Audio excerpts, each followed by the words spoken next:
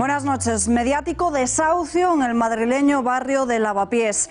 Periodistas, activistas, colectivos ocupas y, como no, representantes de Podemos. Todavía sin recuperarnos de la historia de la falsa desahuciada, que los del partido de Pablo Iglesias convirtieron en símbolo de su causa, es justo subrayar el apagón mediático en torno a los desahucios acentuado durante estos últimos 9 meses del gobierno sanchista con Iglesias, de autoproclamado copresidente. Ahora, en plena precampaña electoral, cada partido juega sus bazas para desmarcarse de sus rivales. El derecho a la vivienda digna está fuera de toda duda y reflejado en la Constitución. Un derecho que debe convivir con el de la propiedad privada. Y, por cierto, ¿dónde están las viviendas de protección oficial prometidas por Carmena y también otras de esas administraciones locales que habían prometido solución a todos los males de sus votantes? En esta delicadísima cuestión de los desahucios, quedarse solo en el flash mediático es no tener interés alguno en buscar una solución real que respete a todos. Más noticias en titulares.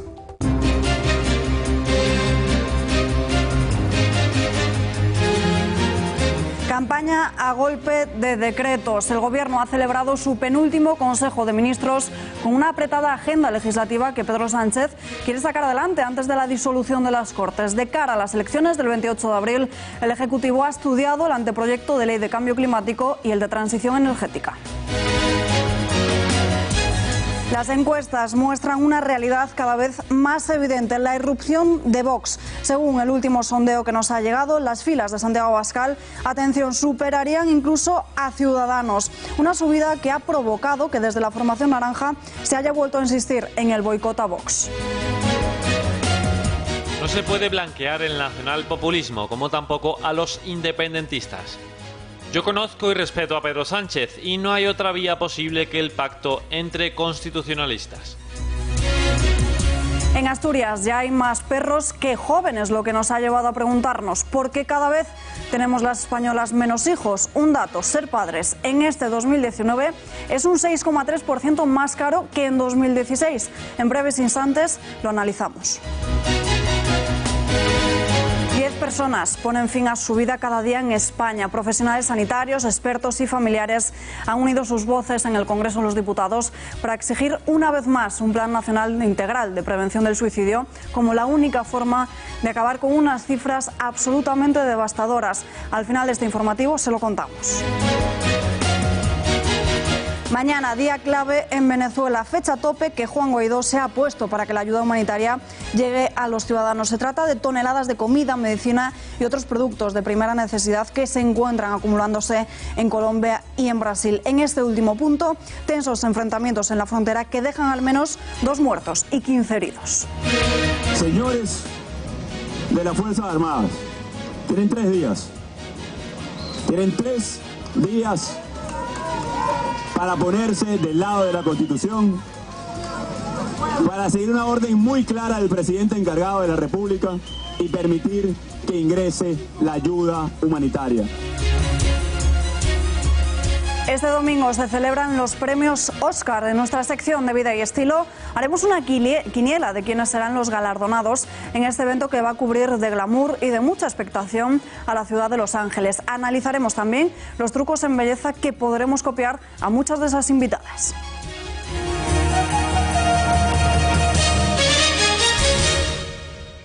En plena precampaña, las miradas se vuelven a centrar en los desahucios. El de hoy, el de los más mediáticos que se recuerden: 4 familias han sido desalojadas de sus casas porque, según los vecinos del edificio, ha sido vendido a un fondo buitre. Pero ¿cuál es el punto de inflexión? ¿Dónde empieza el derecho a una vivienda digna y dónde acaba el derecho a una propiedad privada?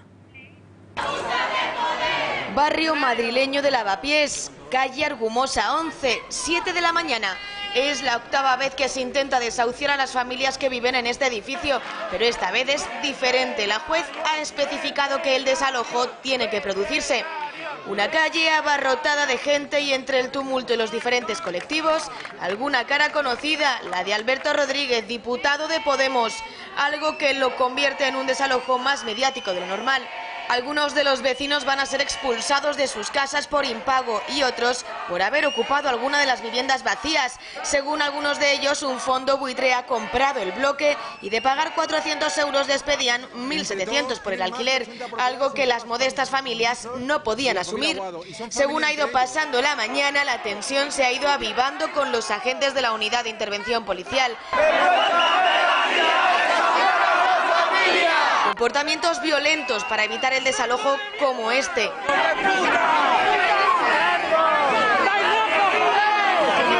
Pero de nada han servido los esfuerzos por pararlo. Las 4 familias tienen que ser desalojadas. Estoy con vosotros a todos. Muchas gracias por todo. Finalmente, de esta manera, escoltados han tenido que abandonar el edificio, desahuciados de sus casas. Rosy, una de las vecinas, asegura que no le ha dado tiempo a recoger todas sus cosas. A mí se me han quedado cosas dentro. Y está todo por las escaleras porque no me ha dado tiempo. Ha sido a las 7 de la mañana, a las 7 de la tarde ayer, no me ha dado tiempo. Y he estado mala toda la noche, con fiebre en la cama metida. Pero, ¿conocemos las dos caras de la moneda? ¿Qué opinará el propietario de todo esto?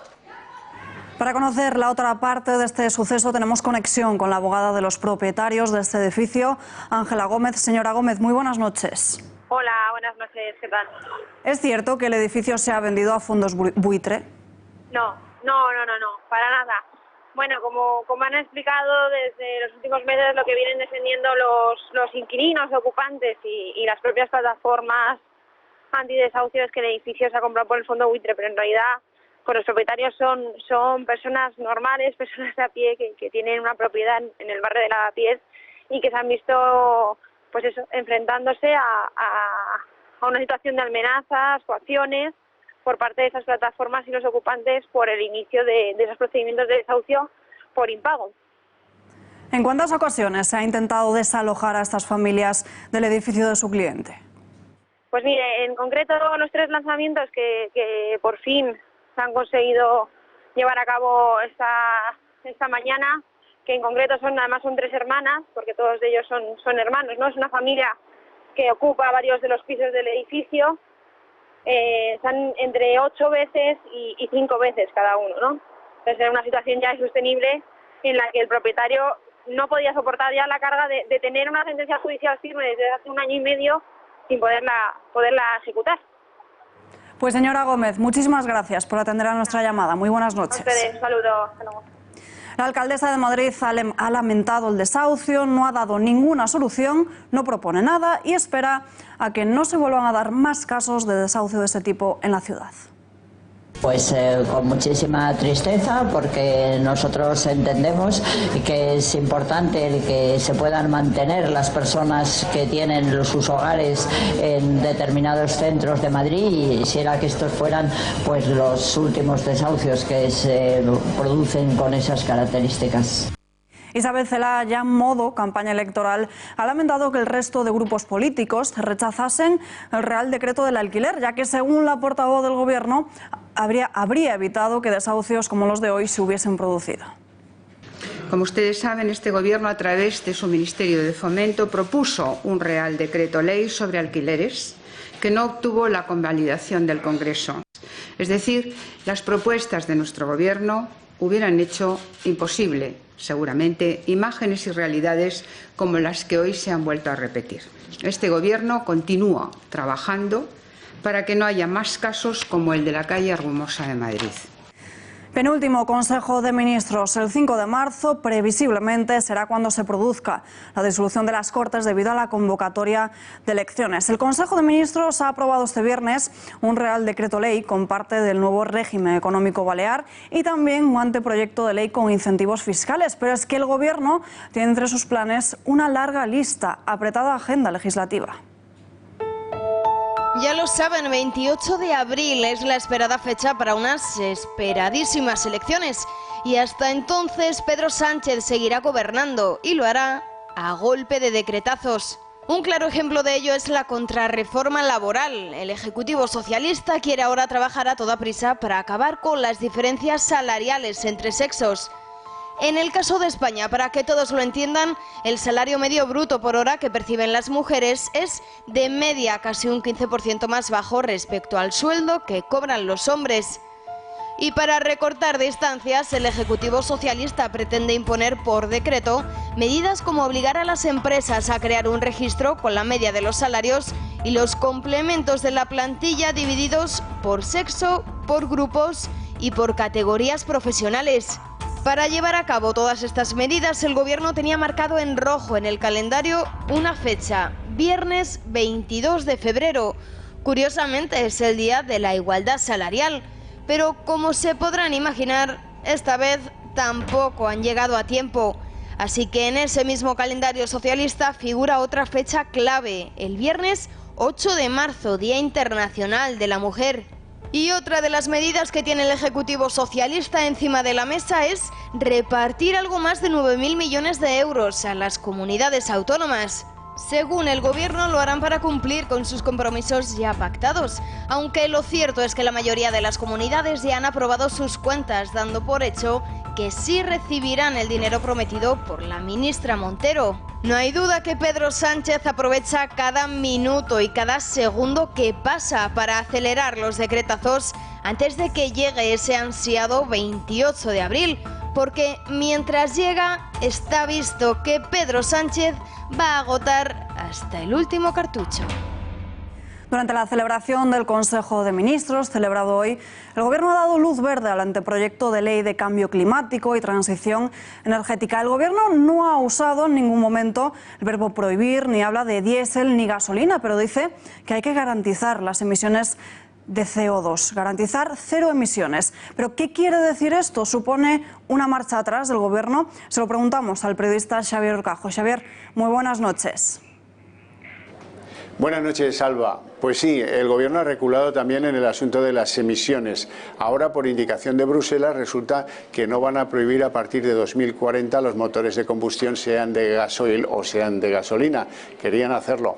Europa es partidaria de que eso se haga de forma incentivadora del cambio a motores eléctricos, a otro tipo de motores sin emisiones, no por la vía de la prohibición de nada. Así se lo ha hecho saber Miguel Arias Cañete a este Gobierno y al final les ha costado, pero lo han entendido.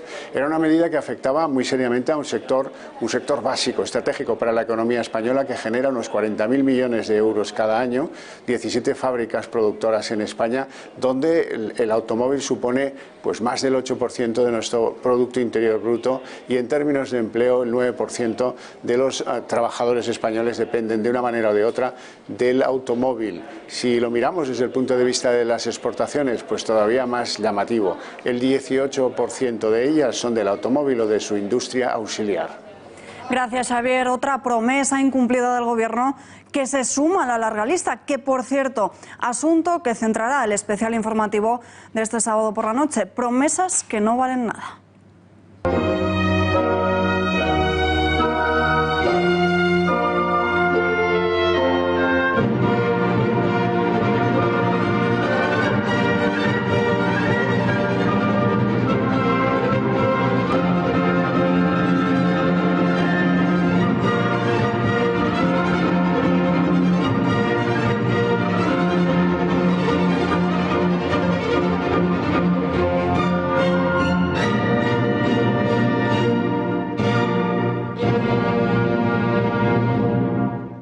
Si Partido Popular, Ciudadanos y Vox se estrechasen la mano, podrían hacerse con el Gobierno, ya que sumarían mayoría absoluta. Así se desprende de la última encuesta que hemos conocido hoy. Al igual que en otros sondeos, el Partido Socialista seguiría en cabeza con 80 asientos en el Congreso de los Diputados, pero muy de cerca, tan solo con 2 escaños menos, estaría el Partido Popular. Pablo Casado obtendría un 21,5% de los apoyos. Pugna también entre Ciudadanos y Vox. La formación de Santiago Abascal superaría, atención, a la de Albert Rivera. Lo haría con 3 escaños más. Vox sería la papeleta favorita para un 17,8% y las filas naranjas para un 16,9%, lo que les dejaría con 64 y 61 escaños respectivamente. Podemos continúa con su caída libre hasta los 41 diputados. Sería solamente el preferido de un 11,5% de los españoles. Mientras continúan los rumores de que Inés Arrimadas se vendría a Madrid, la líder de Ciudadanos Cataluña acudirá mañana sábado en la capital a un acto de la mano de Albert Rivera. Escala en Madrid antes de que Inés Arrimadas vuelva a Waterloo. Lo hará acompañada de diputados de su partido en el Parlamento para recordarle a Carles Puigdemont que la República no existe. A pesar del viaje hasta la ciudad belga, la portavoz de Ciudadanos no cuenta en su agenda con mantener una reunión con el expresidente de la Generalitat. A pesar de ello, el separatista está dispuesto a abrirle la puerta de su casa. Durante un acto en Amberes, Puigdemont aseguró que si quería una entrevista cordial, no tendría ningún problema en hablar con la líder de Ciudadanos en la región. Tenemos un desgobierno dirigido por un fugado de la justicia desde Waterloo. Y nosotros, como principal partido de Cataluña, seguimos defendiendo a todos los catalanes no independentistas. Y lo hacemos desde el Parlamento, desde las instituciones, lo hacemos desde la calle, desde cualquier rincón de Cataluña, sin complejos. Pero este domingo también lo vamos a hacer desde Waterloo, porque vamos a ir allí a recordarle a Puigdemont que la República no existe, que parece que lo sabe todo el mundo menos él. También decirle que él no es presidente de nada, es simplemente un fugado de la justicia. Y por último, que deje de hablar en nombre de Cataluña, porque somos muchos más los catalanes que queremos seguir siendo catalanes, españoles y europeos. El Ejecutivo se centra ahora en criticar al resto. Isabel Celaá ha comenzado la rueda de prensa en Moncloa criticando ese viaje de Arrimadas. Como si esta fuese la follonera del separatismo, asegura la ministra que vuela a Bélgica para reabrir las heridas. Frente a las falsedades del relato independentista, nosotros también hemos apostado por la sensatez. Y ahora que el Tribunal Supremo está haciendo su tarea, no es sensato anunciar un viaje a Waterloo para insistir en una política de confrontación que solo beneficia a los más radicales. Que quienes defienden la acción de la justicia española ayuden a internacionalizar la tensión y el daño causado por el independentismo es una insensatez. El Partido Popular también ha cargado contra la líder de Ciudadanos y le ha reprochado que, siendo líder de la oposición, no esté haciendo absolutamente nada en la crisis en Cataluña. Yo sobre la señora Arrimadas tengo solamente una frase que decir, y es: nunca, nunca, en una situación tan complicada como la que vive Cataluña, tantos votos sirvieron para tan poco. Por tanto, yo le animaría a que reflexionara sobre esta frase y que antes de plantearse, que yo no voy a entrar en la vida política de los partidos, no quiero en ningún caso introducirme en ese tipo de diatribas, ¿no? Pero lo que sí es cierto es que la última vez que ella encabezó una lista, nunca, nunca tantos votos sirvieron para tan poco. Manuel Valls se ha referido a la fotografía que durante la transición española protagonizaron Santiago Carrillo y Manuel Fraga para referirse a Pedro Sánchez y Albert Rivera. El candidato a la alcaldía de Barcelona vuelve a intentar dirigir los pactos de su formación al Partido Socialista, al tiempo que insiste en el cordón sanitario a Vox. No se puede blanquear el nacionalpopulismo, como tampoco a los independentistas. Yo conozco y respeto a Pedro Sánchez y no hay otra vía posible que el pacto entre constitucionalistas. Tenemos conexión justamente con Vox. Hablamos con el vicepresidente del partido, con Víctor González. Señor González, muy buenas noches. Muy buenas noches. ¿Cómo toman desde su partido que Valls siga insistiendo en el cordón sanitario y que prefieran pactar antes con Sánchez? Bueno, yo creo que nos da absolutamente igual lo que diga el señor Valls, porque creemos que la credibilidad y la capacidad de captar la atención del señor Valls ha quedado perfectamente reflejada en su conferencia del siglo XXI, donde, si han visto las fotografías, había la mitad de las butacas vacías. Hay una conferencia que dio nuestro presidente Santiago Abascal, no solo no pudo entrar toda la gente, sino que había un aforo absolutamente rebosante. Valls es un político que ha fracasado en Francia, que tiene un índice de credibilidad por los suelos y que ha decidido hacer política en España. Yo creo que es una mala decisión de Ciudadanos y me gustaría decir que Zaragoza no se rinde al invasor francés. Hoy ha llegado una encuesta a nuestra redacción. En ella se plasma que Vox llegaría a superar en escaños a Ciudadanos. ¿Cree que esto se debe a que el partido de Albert Rivera sigue sin tener unas políticas claras de derecha o de izquierda?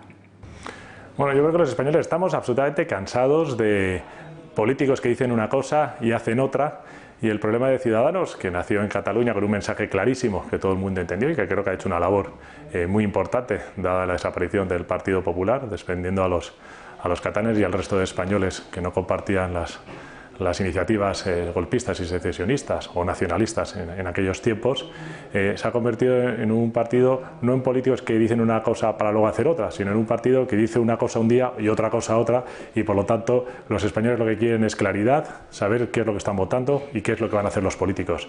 Al traicionarse a sí mismos, al ser un partido veleta, hoy A, mañana B y puede que pasado mañana C, se han hundido obviamente en su propia trampa.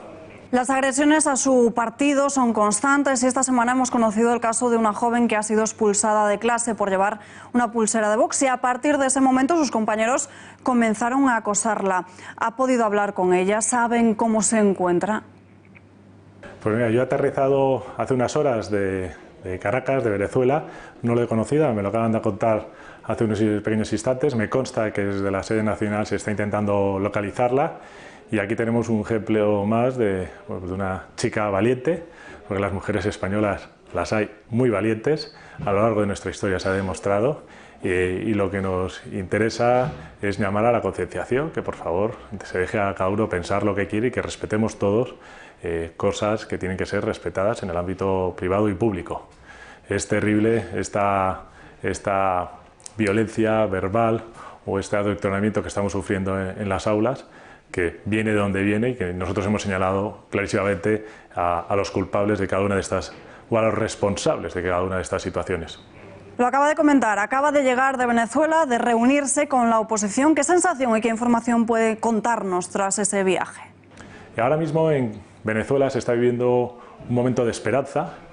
Hay que recordar que es el mayor éxodo que se ha vivido en América, el que se ha producido estos años en Venezuela, donde millones de personas han tenido que dejar sus casas, donde los víveres son escasos, los servicios básicos han desaparecido, donde no existe ningún tipo de seguridad. Han muerto más personas en Venezuela el año pasado que en Irak, en un estado que está saliendo de una situación de guerra. Es terrible la seguridad y la verdad es que hay un momento de esperanza, que yo creo que el punto es el presidente Juan y que sus manos derechas y sus apoyados por Leopoldo López, por María Corina, por Caprile, pues están esperando a que él sea capaz de conducir el país a una etapa de transición para que se puedan hacer unas elecciones libres y justas y por favor llevar prosperidad a esa gente que tanto la necesita, prosperidad y paz.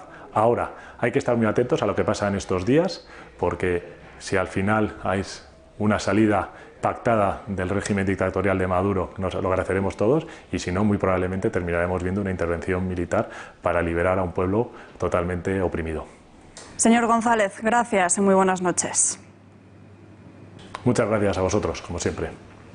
Afortunadamente, el relato independentista que está queriendo vender Quim Torra y Carles Puigdemont en su periplo por Europa no está triunfando y como muestra el duro artículo publicado por el diario francés Le Figaro contra el separatismo catalán.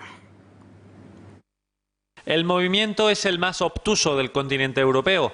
Los catalanes son mucho más sectarios que los ingleses favorables al Brexit, que ganaron el referéndum respetando las reglas, o que los italianos de la Liga, que desprecian a los del sur del país, pero que todavía no han decretado la secesión. El juicio que se desarrolla en este momento en Madrid desvela el fracaso de esta aventura anticonstitucional.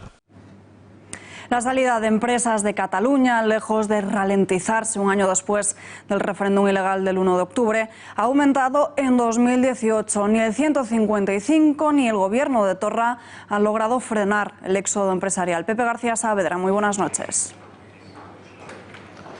Muy buenas noches, Alba. Son datos de un informe de la agencia financiera DIB que alerta de que la salida de empresas de Cataluña se ha intensificado durante el mandato de Quim Torra.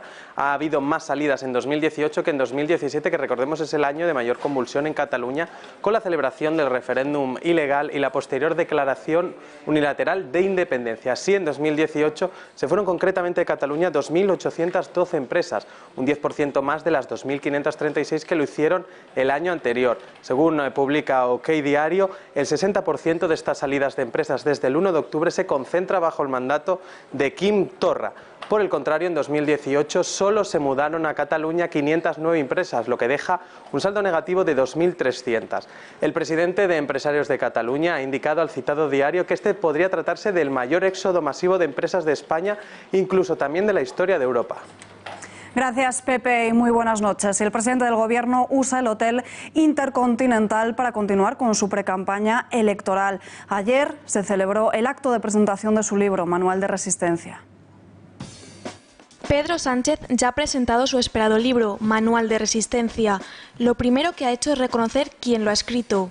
Es un libro escrito a 4 manos. Explica la polémica del cambio de colchón. Me ha gastado 500.000 euros en la reforma de la Moncloa, que poco menos que nos habíamos vuelto locos ahí la familia Sánchez, ¿no? Y en realidad era todo mentira. El presidente del Gobierno ha repasado los temas principales de su libro. Lo ha hecho acompañado de ministros, pero sin los varones. Ha cargado contra personajes importantes del PSOE, como Felipe González. Lo que creo es que esos referentes socialistas fueron referentes socialistas de una sociedad española que ya no es. El foco de atención lo ha puesto en el tema de Cataluña y en las próximas elecciones generales. Comienza explicando que Cataluña le unió con Rajoy. Va más allá. Dice que Cataluña debería unir a todos los partidos constitucionalistas. Además, no se explica por qué ya no quieren pactar con él. Nos unió Cataluña y nos debería unir Cataluña también a todos los partidos constitucionalistas. ¿Y por qué no vas conmigo? ¿Yo qué he hecho para que no vayas conmigo? Quizás el resto de partidos no quieren pactar con Pedro Sánchez porque ha preferido pactar con los independentistas. Culpa a la derecha de vivir del conflicto de Cataluña. También la derecha, porque no estamos hablando de ella, también viven del conflicto en Cataluña. El presidente se queja de un veto y un cordón sanitario, además de que algunos partidos quieren crear una España excluyente. A mí me ha sorprendido también mucho ese veto, ese cordón sanitario, ¿no?, que nos ha puesto el Partido Socialista. Insisto, creo que no hay que poner vetos a las siglas de un partido político. Están hablando de una concepción de España excluyente, donde solamente caben ellos. Lo dice el mismo que fue partidario de un cordón sanitario a Vox. Por último, de cara a las próximas elecciones... Tiene buena pinta. Es entendible que Pedro Sánchez aproveche cualquier acto para hacer campaña, pero muchos no entienden que lo haga mintiendo. Anécdotas de una obra que ha dado demasiado que hablar para desgracia de muchos españoles. Editorial con Rosa Cuervas Mons.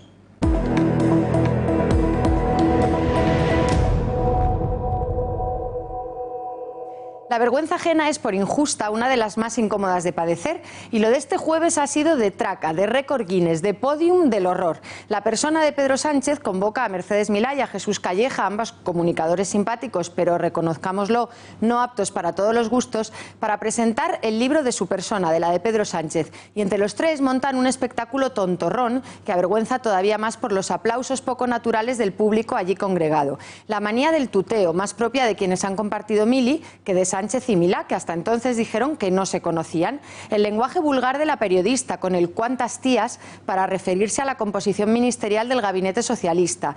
Todo esto quedaría en mera anécdota si quien ha decidido hacer el ridículo con un libro a mayor honra y gloria fuera la persona de Pedro Sánchez. Pero es que ese ridículo lo ha hecho el presidente del Gobierno, y eso es algo que afecta a todos los españoles. Muchos ya cansados de sonrojarse, de sonrojarnos ajenamente mañana tras mañana. Lo único que nos consuela es que, de darse el desgraciado caso de que Sánchez repita en Moncloa, al menos ya sabemos que viene con el libro puesto.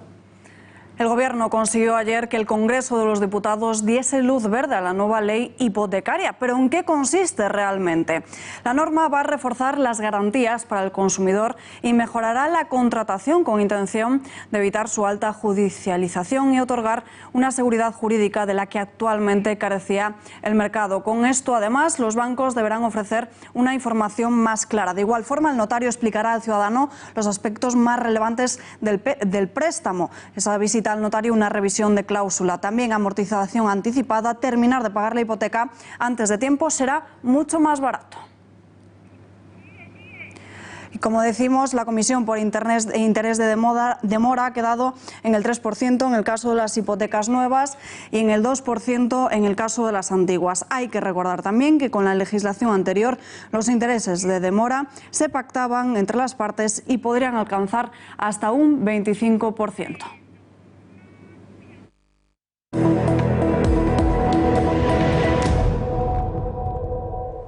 Presten atención, el Ayuntamiento de Zaragoza explica a los niños de 12 años cómo masturbarse. El consistorio liderado por Pedro Santiesteve ha creado un plan joven que sirve de asesoramiento sexual para jóvenes, dicen, de 12 a 30 años. Tal y como desvela hoy OK Diario, se abordan los siguientes temas: práctica del acto sexual, tu primera vez, orgasmo femenino, cómo dar placer a tu pareja, uso de anticonceptivos, cómo afecta la menstruación a tu sexualidad, cómo gozarlo y hacerlo gozar, cómo hacerlo bien, masturbación y cómo vivir la diversidad sexual, un largo etcétera también. Medidas que encajan dentro de la educación sexual a su juicio y que financian además todos los zaragozanos. Asturias ya cuenta con más número de perros que de jóvenes. Que España sufre de un problema de envejecimiento y de baja natalidad es ya una realidad. España sufre un problema de envejecimiento de la población, como decimos, además de tener una tasa de crecimiento demográfico negativo. En los 6 primeros meses del año pasado nacieron 179.000 niños, mientras que murieron 226.000. A todo esto se suma que en 2017 se registró la tasa de natalidad más baja de las 4 últimas décadas. Asturias es la región con menos tasa de fecundidad, convirtiéndose al mismo tiempo en donde menos niños nacen de toda Europa. Esto ha hecho que a día de hoy ya haya más perros registrados en el censo que niños y jóvenes. Cabe hacer una reflexión. Según los últimos informes, casi 3 de cada 4 mujeres españolas aseguran que desearían tener al menos 2 hijos. Entonces, ¿por qué cada vez tenemos menos? Por razones económicas. Vean los datos. Ya se lo venimos diciendo hace tiempo, cada vez las mujeres tienen menos hijos y a mayor edad. Tener descendencia a día de hoy es una decisión muy importante, y eso que aún no les hemos contado el dinerito que cuesta tener un bebé al año. ¿Se imaginan estar trabajando 2 meses y que esas 2 nóminas vayan íntegramente a pagar los gastos de su hijo? Una locura, ¿verdad? Bien, pues eso es lo que le puede ocurrir si tiene el sueldo mínimo interprofesional, ya que durante el primer año las familias españolas gastan unos 2.000 euros por hijo al año. Según el INE, en el primer semestre de 2018 se registraron 179.800 nacimientos, un 5,8% menos que en el mismo periodo del año anterior, siendo la cifra más baja desde 1941. Pero es lógico si comprobamos lo que cuesta realmente tener un bebé en España. Según los datos de idealo.es, el coste de tener un hijo ha aumentado 130 euros en los últimos 2 años, lo que supone un aumento de un 6,3%. En concreto, debemos desembolsar una media de 2.142 euros por hijo el primer año de vida, frente a los 2.015 euros que nos costaba hace 2. Dentro de ese dinero incluimos el equipamiento básico para bebés, ropa del recién nacido, cuna, trona, cambiador y artículos para el cuidado del bebé, para lactancia y pañales también. Estos productos han subido el doble de media frente a 2016. Sin embargo, no todos, ya que, por ejemplo, la ropita es un 20% más barata que hace unos años. ¡Cuánto bien han hecho AliExpress y Amazon! Y también pueden notarlo, y mucho, en su bolsillo si deciden comprar marcas blancas en vez de marcas conocidas. La diferencia puede ser de hasta 300 euros por año. Ya saben por dónde pueden ahorrar. Ya no vale solo eso de heredar la ropa de otros bebés cercanos. Son otros muchos gastos más que encarecen y afectan aún más, si cabe, en la decisión de tener un hijo. Decadencia moral, pérdida de referencias permanentes y preferencia por lo superficial. Así de tajante se ha mostrado el exministro de Interior, Jaime Mayor Oreja, que ve una crisis de valores en una sociedad que se ha dejado llevar por la comodidad. El aborto no puede ser la solución, un crimen no puede ser la solución. Que la mujer trabaje es irreversible, ahora el aborto no tiene por qué ser irreversible. El matar a una persona que va a nacer es una degeneración. No es una expresión de un derecho en términos positivos. Decir que el aborto es un debate del siglo XV, como dijo la ministra de Sanidad, es un disparate. Profesionales sanitarios, expertos y familiares han unido sus voces este viernes en el Congreso para exigir una vez más un plan nacional de integración de prevención del suicidio como única forma de acabar con unas cifras absolutamente devastadoras. 10 personas ponen fin a su vida cada día en España. El objetivo del encuentro, dar voz al dolor, como ha explicado el diputado de UPN, Íñigo Allí, organizador del encuentro, que ha señalado que la prevención del suicidio es una cuestión de Estado. Tiempo de análisis, hablamos de todo ello. Tenemos aquí con nosotros en nuestro plató a Junibel Lancho, directora clínica del Hospital de Salud Mental Lachman. Señora Lancho, muy buenas noches. Buenas noches. Y también a su derecha José Manuel Dolader, director del Teléfono contra el Suicidio. Muy buenas noches. Muy buenas noches. Y un placer, que te veo en casa, ahora verte en persona. El placer es mío, entonces. Bueno, 10 personas ponen fin a su vida cada día en España. Un dato absolutamente trágico y seguro que desconocidos para muchos de los españoles que nos están viendo desde sus casas. ¿Qué papel juega el suicidio en el saldo de muertes en nuestro país? Pues mire, el suicidio de entrada son más. Hay que hablar de que, por ejemplo, al año hay más de 3.000 personas que mueren por ahogamiento, por saltos al vacío, pero si antes no han dejado una nota donde dicen que se va a suicidar, pues indiscutiblemente eso no aparece. Pero muchos de esos saltos al vacío, a veces dices, un accidente en una carretera recta. De repente, ¿por qué se da contra unos árboles? Pensamos si está dormido, si no está dormido. Miren, en la jornada de esta mañana hablaba el presidente de la Federación Española de Jugadores de Azar Rehabilitados. En este país, que estamos en el país del juego, pues también provoca muchas víctimas, ¿no? Y él ha explicado que en un momento determinado, bueno, tuvo un accidente de coche, afortunadamente no se mató, él se quería matar y no se mató. Pues si ese hombre se hubiera matado, no hubiera aparecido o no estaría en la cuenta de suicidios, hubiese sido un accidente más. O sea, hay muchos más suicidios de los 3.672 declarados en el año 2017. Y lo grave es que en el 2016 fueron 110 menos. O sea, del 2016 al 2011 ha habido 110 suicidios más en España documentados. Una pregunta que imaginamos que es difícil de responder, pero que se hará todo el mundo en su casa. ¿Qué lleva a una persona a querer quitarse la vida? Hombre, una persona que no se siente bien, que está metida y sumergida en una depresión. Por eso también tenemos que poner mucho hincapié en que tenemos que prevenir, y la prevención empieza por prevenir esa depresión cuando esa persona está triste, no se encuentra bien, lo ve ya todo negro, es poco optimista, y lo que tiene es un nivel de desesperanza tan grande y de sufrimiento que lo que quiere es dejar de sufrir. Y claro, para dejar de sufrir creen que la única forma es suicidarse, quitarse la vida. Y nosotros desde el Teléfono contra el Suicidio lo que les queremos decir es: hay otras formas de dejar de sufrir que no es quitarte la vida.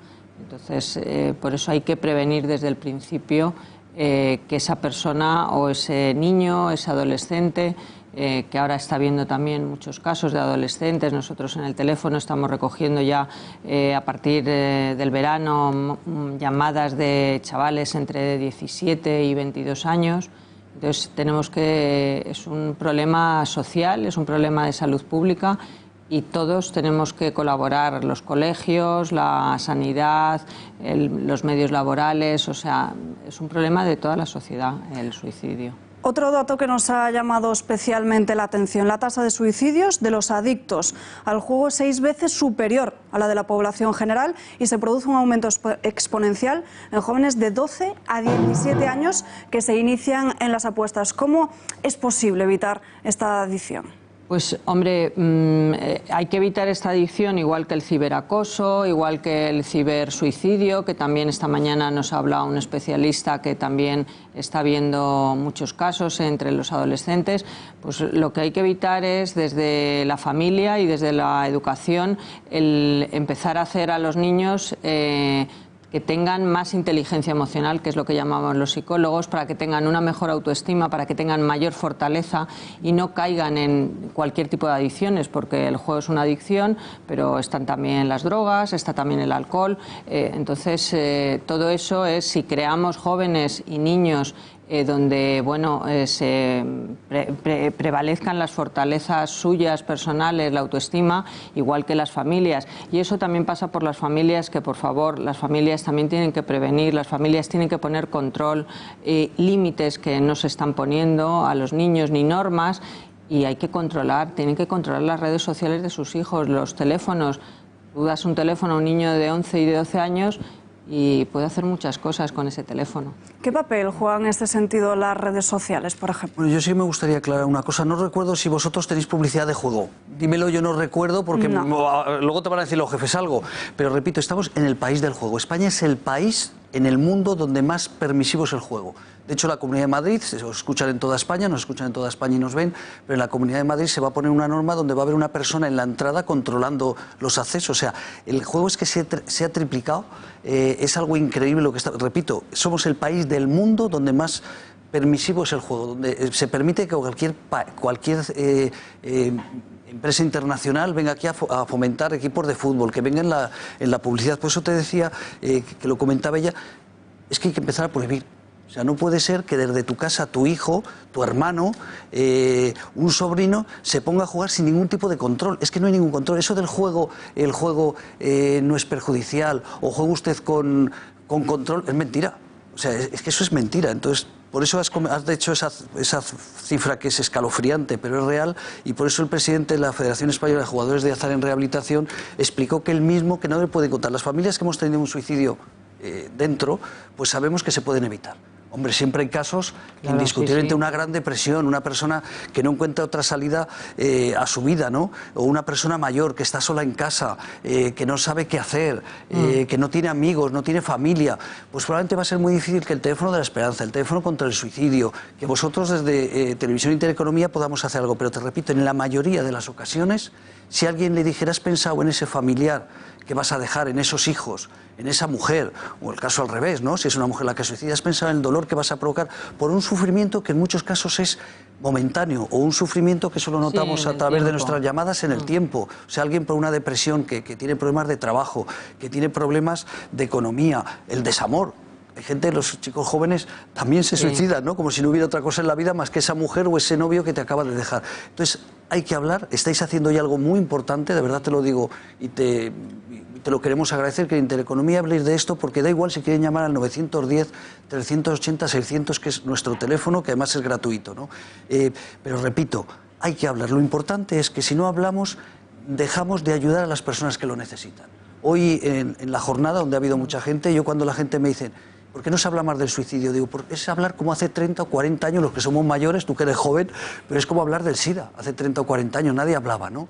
Pues con el suicidio, la labor de hoy, lo que ha hecho Íñigo Aggi, como has comentado al principio, ¿no? Un diputado de Unión del Pueblo Navarro, junto con la Asociación La Barandilla, que hemos estado en toda esta organización, ha sido muy importante. Por primera vez en España, el Congreso de los Diputados, bomberos, policía, profesionales, psicólogos, psiquiatras, asociaciones de supervivientes, gente que se ha intentado suicidar y explicaban cómo están encantados de haber fracasado, ¿no? Pues eso es lo importante de hoy, y sobre todo que Intereconomía lo plasmáis. Sí. Me has preguntado otra cosa, pero quería... Sí, ¿qué papel juegan las redes sociales en este asunto? Pues sí que juegan un papel muy importante porque, bueno, a ver, tenemos que ver que la informática, Internet, no hay que demonizarla, pero sí que hay que controlarla. Sobre todo para la franja de chavales entre los 10 años y los 18. O sea, hay que controlar. Y eso, nada más que lo tenemos que hacer, pues las personas, por un lado, los primeros, las familias, también los colegios, dar información de qué es a lo que se pueden enfrentar en las redes sociales. Quiero decir, ahora tenemos los cibersuicidios con los retos que se llaman ahora y retos que lo hacen niños de 10 años y de 11. A nosotros ya en el teléfono han llamado niños de 12 años haciendo un reto. Entonces, eso hay que controlarlo. Hablábamos de ese teléfono, el llamado teléfono de la esperanza, que están nuestros espectadores viendo constantemente en pantalla. En 2018 recibieron ustedes miles y miles de llamadas. ¿Qué se debe decir a una persona que está desesperada? A ver, nosotros lo que intentamos es, ellos nos llaman desde la dinámica de muerte y nosotros les tenemos que enganchar a la dinámica de la vida.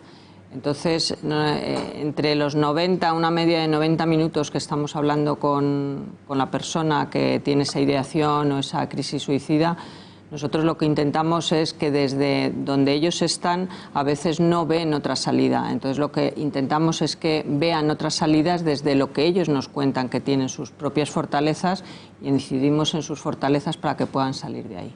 Pues antes de despedirnos, recordamos ese teléfono, el 910-380-600 o el 717-003-717. Muchísimas gracias por su labor y también por estar aquí hoy. Ha sido un placer. Placer es nuestro. Gracias. Más asuntos. Mañana, 23 de febrero, día clave en Venezuela.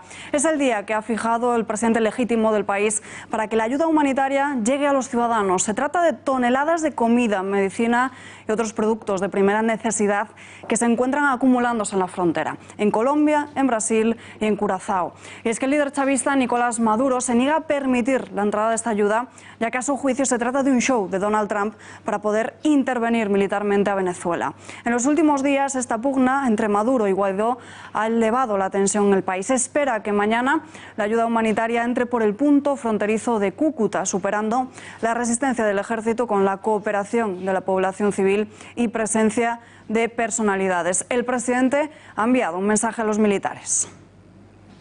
Señores de las Fuerzas Armadas, tienen 3 días. Tienen 3 días para ponerse del lado de la Constitución, para seguir una orden muy clara del presidente encargado de la República y permitir que ingrese la ayuda humanitaria.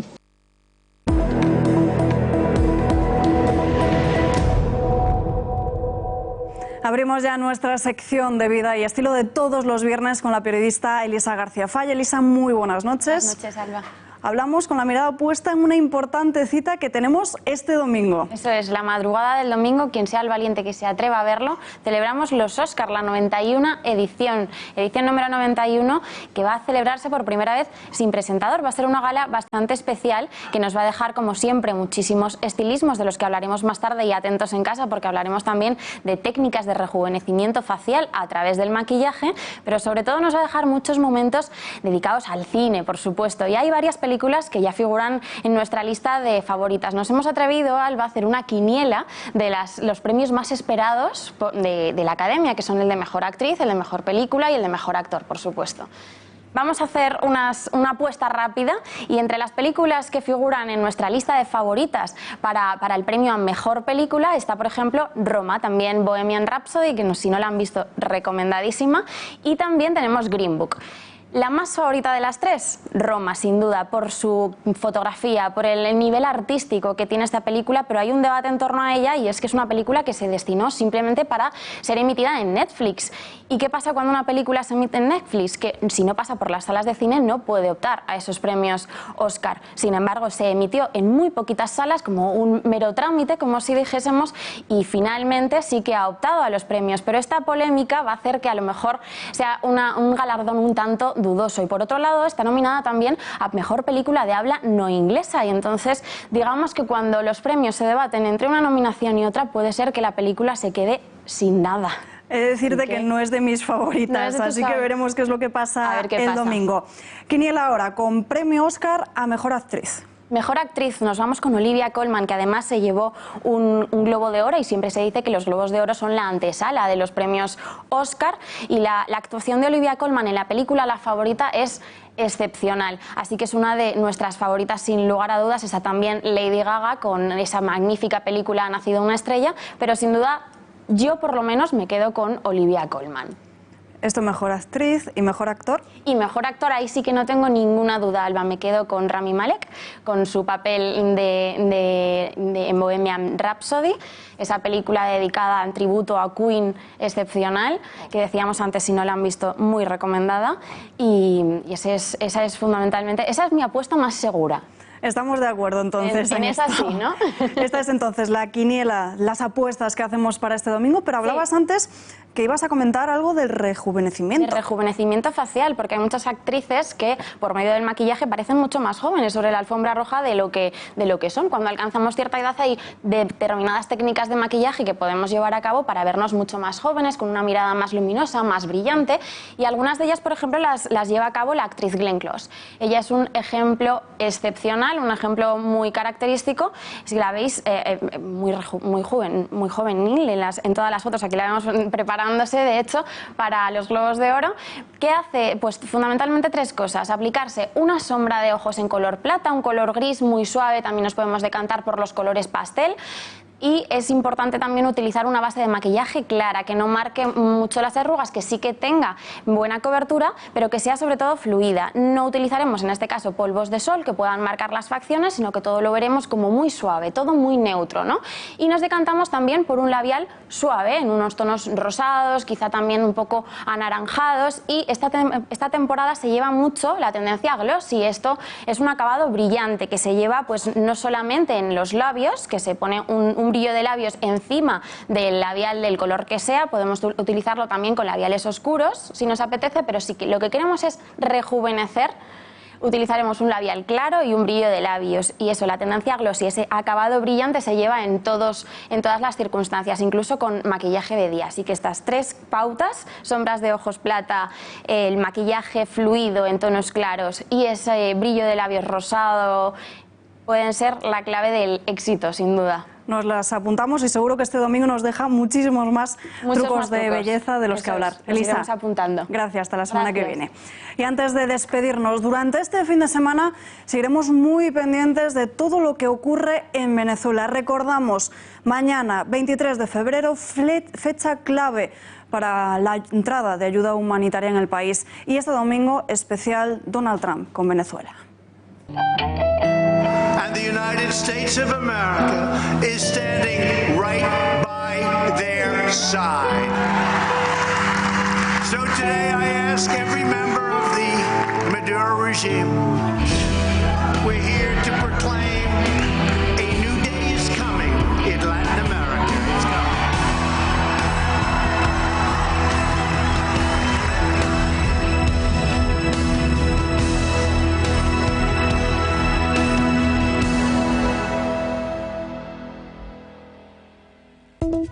Y nosotros nos despedimos ya, pero les dejamos con el noticiario de 1936 y después lo mejor del gato al agua y toda esa programación especial que les hemos ido contando durante este informativo. Las noticias vuelven el lunes a las 8:30. Que tengan un buen fin de semana.